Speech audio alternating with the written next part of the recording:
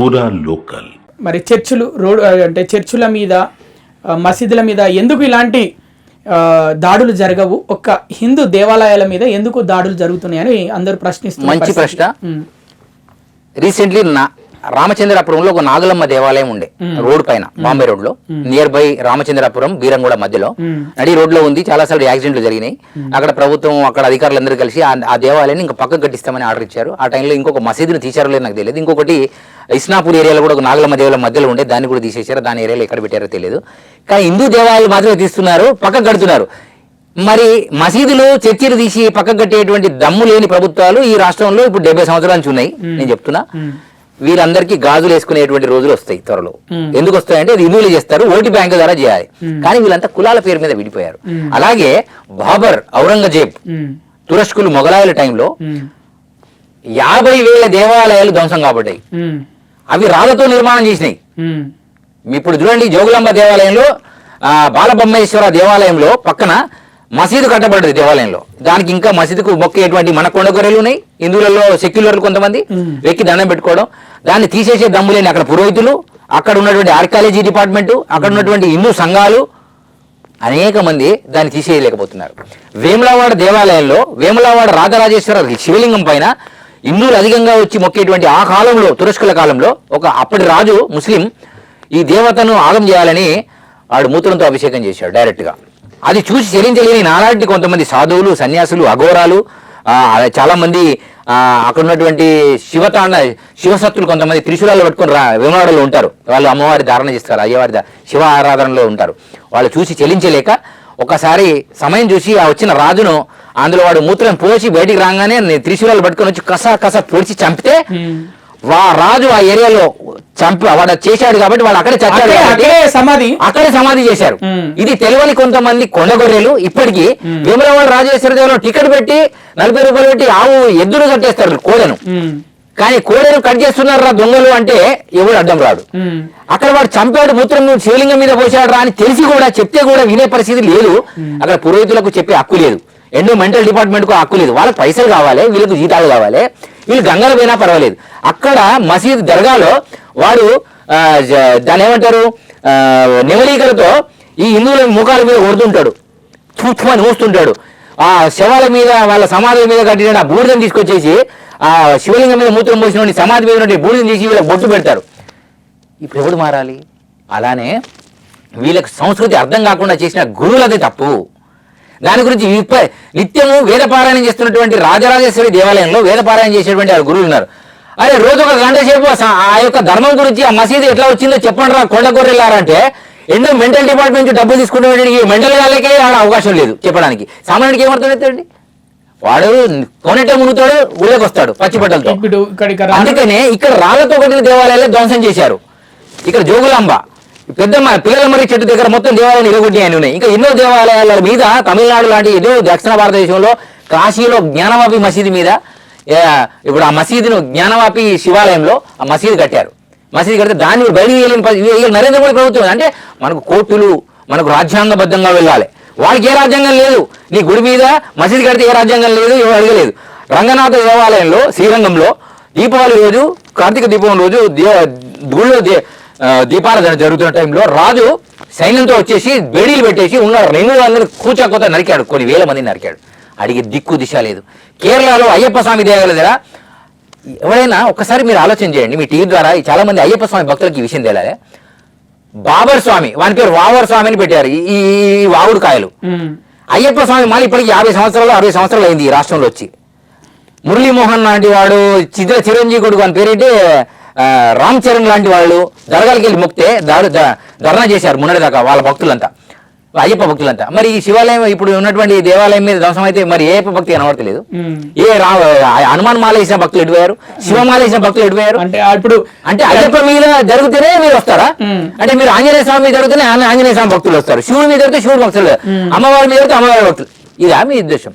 అందరు రావాలి, హిందువులంతా సంఘటితం కావాలి. దీనికి కాకుండా ఆపేది ఎవరంటే, నేను చెప్తున్నా, మేమే జ్ఞానవంతులము, మేమే పండితులము. ఇక్కడ ఒకటే పంచాదండి, కులము కులమనేడి కూసెడి మలుపల, కులము కులమనేడి కూసెడి మలుపల, కర్మ ఫలము ముందు కటి కుడుపు బ్రహ్మమందగలరు వర్ణాదులను వీడ కాళికాంబహంస కాళికాంబ. కులము కులమని కూసడి ఓ మలపల్లారా అంటే ఓ పనికి మారిన వెదవల్లారా అని అర్థం. ఇక నాకు మంచి పూరాల్ లోకల్ లాంగ్వేజ్ చెప్పాలంటే మీ ఛానల్ ద్వారా పనికి వాళ్ళ ఓ కులాల పేరు మీద విడిపోయి ఓ కొండ గొర్రెల్లారా అని అర్థం. సింపుల్. కులము కులమనేడి కూసడి మలుపల, మలుపల అంటే పనికి మాలినోడు. మలుపల కులము కులమనేడి కూసడి మలుపల కర్మఫలము ముందు కట్టి కుడుపు. కర్మఫలం అంటే ఏంటి? దేవుని దగ్గరికి వెళ్ళి దేవుడిని మొక్కుతున్నాం, హిందూ దేవుడిని మొక్కుతున్నాం. ఓటేసినప్పుడు వీడు మాకుల కూడా ఎమ్మెల్యే వీనికి వేయరు, వీడు మావాడు కాదా వేయొద్దు, మనం వేయాలి. వాళ్ళు ఇప్పుడు నేను అంటున్నా, మీరు అన్న బీజేపీకి ఓట్లు వేస్తే లాభం ఏంటో నేను చెప్తాను. కొన్ని ఏరియాలో బీజేపీకి 100% ఒక 2% ఓటింగ్ ఉంటుంది. ఆ 2% ఉన్నోడు కూడా ఏం చేస్తాడు తెలుసా? వీడు ఎట్లా బీజేపీకి వెళ్ళదని ఈ కొండ గొర్రె కూడా ఈ 2% వేసేటోడు కూడా ఎవరికి ఇస్తాడు? వేరే దొంగలకి వేసి అక్కడ జీరో చేస్తున్నారు. నువ్వు చచ్చినా బతికినా ఆ 2% పడాలి అక్కడ. అదే నువ్వు ఉన్నట్టు లెక్క. ఆ ఏరియాలో నువ్వు లేనట్టే లెక్క తీసుకొచ్చే పరిస్థితి వచ్చింది. కాబట్టి ఈ రోజు గతంలో ఒక ఎరకలి సత్తయ్య ఒక ఎస్టీ కులానికి చెందినటువంటి వాడు సంగారెడ్డి జిల్లా నుంచి ఎమ్మెల్యేగా బీజేపీ నుంచి పోటీ చేసి గెలిచాడు. ఆయన ఒకప్పుడు ఆయన కాంగ్రెస్ వాది. నేను ఏమంటున్నాను, ఇప్పుడు ఆయన ఎమ్మెల్సీగా ఉన్నాడు, టీఆర్ఎస్ లో ఉన్నాడు. వేరే పటాన్చేరు ఏరియాలో ఆయన ఎమ్మెల్సీగా ఉండి ఇప్పుడు బీజేపీ నుంచి దూరం అయిపోయాడు. కారణం ఏమిటి అంటే ఈ రోజు బీజేపీ అనేది ధర్మ పోటీ అయ్యా, ఇక్కడ కలియుగంలో ధర్మము కర్మం మర్మం కాదు. ప్రణాళికాబద్ధంగా ప్రణాళికాబద్ధంగా పొలిటికల్ గా నువ్వు ఆలోచన చేయకపోతే నిన్ను సమాధి కట్టేస్తారు. నువ్వు బీజేపీ అయినా ఆర్ఎస్ఎస్ అయినా విశ్వ. ఇలా ఆర్ఎస్ఎస్ లేకపోతే ఈ రోజు ఈ భారతదేశంలో ప్రధానమంత్రిగా వాజ్పేయి గారు వచ్చేవారు కాదు. ఇలా నరేంద్ర మోడీ గారిని మనం చూసేవారు కాదు. ఇలా యోగి ఆదిత్యనాథ్ 25 కోట్ల మందికి చుక్కలు చూపించే కార్యక్రమం ఎందుకు పెట్టాడు? ప్రపంచానికి ఆదర్శం ఎందుకు ఎత్తున్నాడు? ఈ రోజు కుంభమేళాలో నేను ఆతిథ్యంలో నేనున్నా. ఆ 50-60 కోట్ల మందికి అక్కడ పర్యవేశాలు చేపించాడు. ఇందులో తప్పులు చూడండి. కుంభమేళాలో 65 కోట్ల మంది వెళ్ళారు, వాళ్ళు 40 కోట్లు అనుకున్నారు. 65 కోట్ల మంది వెళ్ళారు 45 రోజులలో. కానీ ఒక్కొక్కడు ₹1 చెరువులో ఇస్తే, నదిలో ఇస్తే ఎన్ని కోట్లు అయినాయి తెలుసండి? 65 కోట్లు అయినాయి ₹1 ఇస్తేనే. వీడు వెళ్ళి రవాణా ఖర్చులు, ఫ్లైట్లకు, ట్రైన్లకు, లాడ్జీలకు, బోర్జీలకు, భోజనానికి, దూజనానికి అన్నిటి కలిపితే ఎంత ఖర్చు అయింది తెలుసా మీకు? కొన్ని లక్షల కోట్లు ఖర్చు అయింది అక్కడ. నేను నదిలో వేసిన విషయమే. ఆ నదిలో వేసిన డబ్బులు రిటర్న్ తీయడానికి అక్కడ పనికి పెట్టినటువంటి మున్సిపల్ మనుషులకు యోగి గారు ఉల్టా 25 కోట్లు ఖర్చు పెట్టారు. ఎందుకంటే ఆ డబ్బులను అయస్కాంతం వేసి ఆ చెత్త చెదారం వీలేసేటువంటి కొబ్బరికాయలు, పీచులు ఆ నదిని మళ్ళా క్లీన్ చేయాలంటే ఇబ్బంది అవుతుందని చెప్పేసి బయటికి తీయడానికి ఆయనకి 25 కోట్లు ఖర్చు అయింది. ఇప్పుడు ఎవరు మారాలి? హిందువులు మారాలి. హిందూ అనేటోడు, బొట్టు పెట్టుకున్నోడు, బొట్టు లేనోడు, కంకణం కట్టేటోడు, కంకణం లేనోడు, మొల్దారం ఉన్నోడు, మొల్దారం లేనోడు, సెక్యులర్ కుక్కలు ఫస్ట్ మారాలి. ఎందుకు అంటే ఈ రాష్ట్రంలో బీజేపీ రాదండి. ఎవరు చెప్పాడు నీకు? రాదని చెప్పాడా?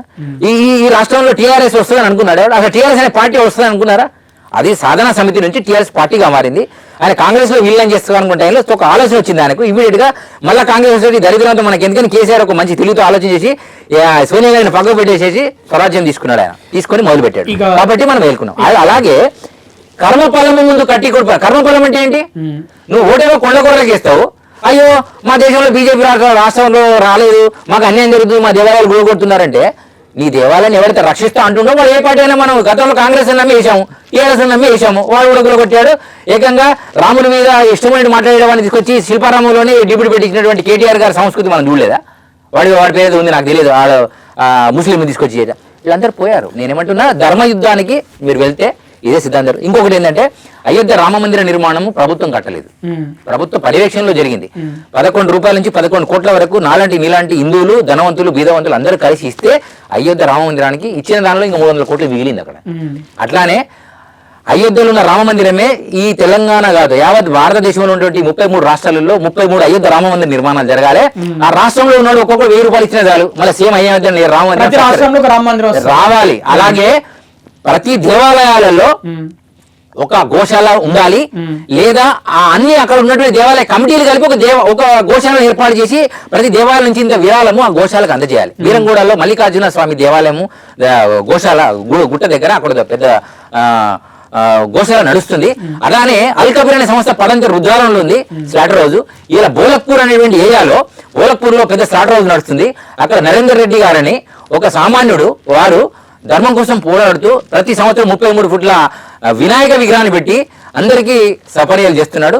ఈ సంవత్సరము బాలాపూర్ లడ్డును మర్చిపోయే స్థితిగా, అలాగే మన ఖైరతాబాద్ వినాయకుడిని మర్చిపోయే రీతిగా ఈ సంవత్సరము బోలక్పూర్ గాంధీనగర్ ఆ యొక్క గణపతిని పెట్టి మొట్టమొదటి గణపతి దగ్గర ఆవులు పెట్టి పూజ చేయించేటువంటి సంస్కృతి నరేందర్ రెడ్డి గారి ఆధ్వర్యంలో ఈ సంవత్సరము వినాయక చవితి 21వ తారీఖు నాడు విగ్రహాన్ని ఎక్కడి నుంచి అయితే విగ్రహం ఉంది ఆ విగ్రహాన్ని వారి స్టేజ్ దగ్గర తేవడానికి 21 నాడు చాలా భారీ హిందువులతో దాన్ని ఊరేగింపుగా తీసుకురావడం జరుగుతుంది. 27 నాడు 12 లోపే పెట్టాలని చెప్పా. ఎందుకో తెలుసా, హిందువులు ఇది నేర్చుకోవాలి అందరూ.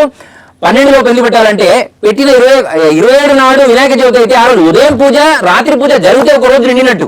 కానీ వీళ్ళు ఏం చేస్తారంటే మధ్యాహ్నం తర్వాత రాత్రి పూజ పెడతారు, తీసేసేది 11 అంటారు, 10 నాడే 9 నాడే కదిలిస్తారు. ఆ రాత్రి పూజ ఈ రాత్రి పూజ అవుతుంది ఉండేది 10 రోజులే, కానీ 0 అంటే ఒకటే వస్తుంది, రిజల్ట్ 10 రావట్లేదు.